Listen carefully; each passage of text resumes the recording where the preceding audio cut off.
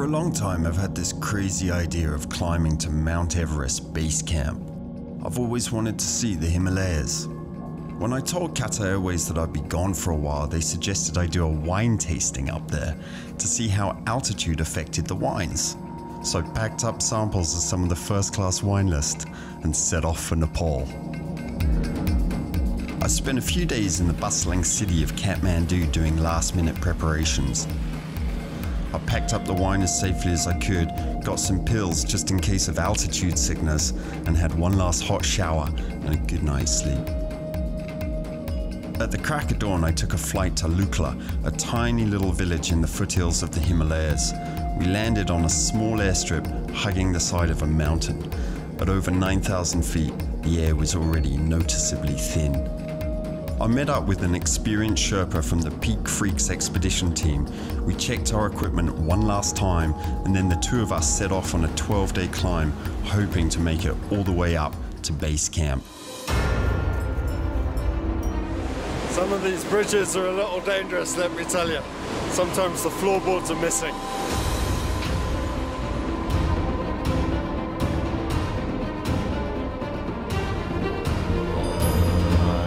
It's ugly out there.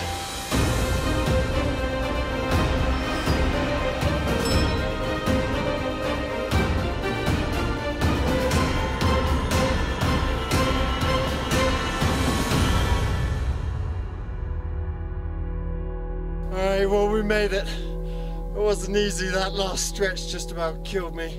We're at base camp and we're heading to Peak Freaks expedition camp. I'm gonna spend the night there and pop a couple of corks and do a wine tasting. When I got to the Peak Freaks expedition camp, I met some of the most famous Sherpas in Nepal who'd just come down from the summit and looked like they definitely needed a glass of champagne. And I'm very, very honored, in fact, to be here with some special men. These guys have summited Mount Everest a number of times. Maybe you could just tell us how many times you summited. 7 times. And yourself? 9 times. 9 times up at Everest. 6 times. Unbelievable, guys. Well, these men, I have to say, are superhuman. And in fact, I know they can carry 120 kilos down the mountain, sometimes even up the mountain. That's even heavier than me. A lot of respect for you guys. Thank you. All right. Okay, cheers. Sometimes during the day it was warm and sunny, but at night the temperature plummeted to -20. It was hard to sleep because you're lying on a fast-moving glacier, plus there's 50% less oxygen in the air, and then there's the sound of avalanches going off all night. But in the morning, which is the perfect time for tasting, it was game on. I know this is a little bit unusual, but here we are.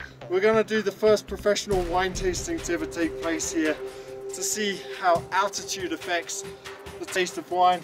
And you know what? Altitude does affect the way wines taste. And we spend quite a lot of time thinking about that when we're going to choose what wines to list, to buy, basically. I'd assembled a selection of some of the finest wines in the world from Qatar's first-class list, some of them costing hundreds of dollars a bottle. Now, one thing for sure is that you can't be drinking at this altitude, at least I'm not going to. Why? Because it goes to your head very quickly, and it's hard enough to breathe up here, let alone drink, and I think I'll save having a hangover for another day. So here we go, gonna pop the Krug. To me, Krug is the pinnacle of all champagnes. When Joseph Krug founded the house back in 1843, he set out to create the finest sparkling wine in the world, a wine that's in a league of its own.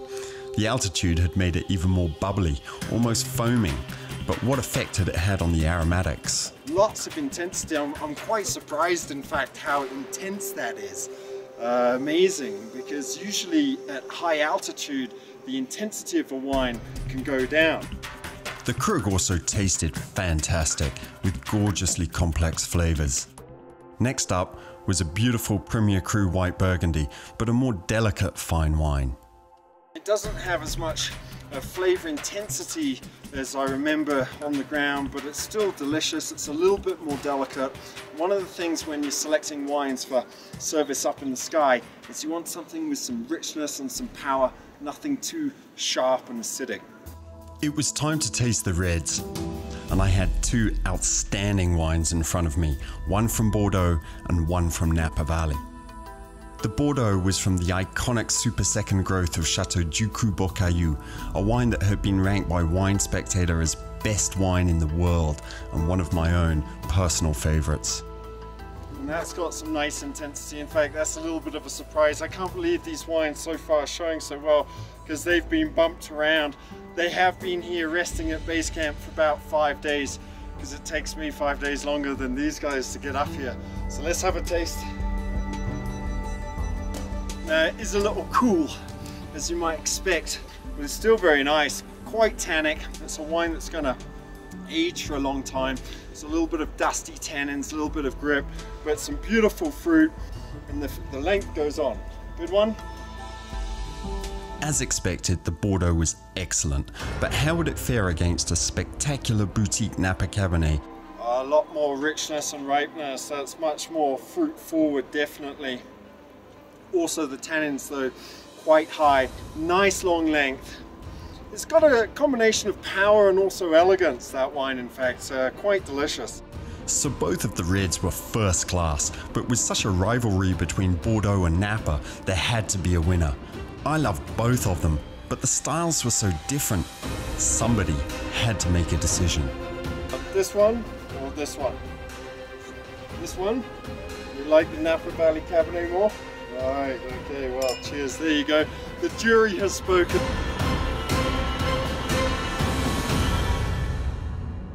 It was time to taste what many people say is the best wine in the world, Chateau d'Yquem Sauternes. You know, you're never gonna believe this or forgive me for rinsing my glass with a little bit of Chateau d'Yquem. This goes for about $400 or $500 a bottle, a half bottle. They're so fanatical about quality here that they produce less than one glass from each vine, and the wines can age for over 100 years. When you taste it, you'll fall in love.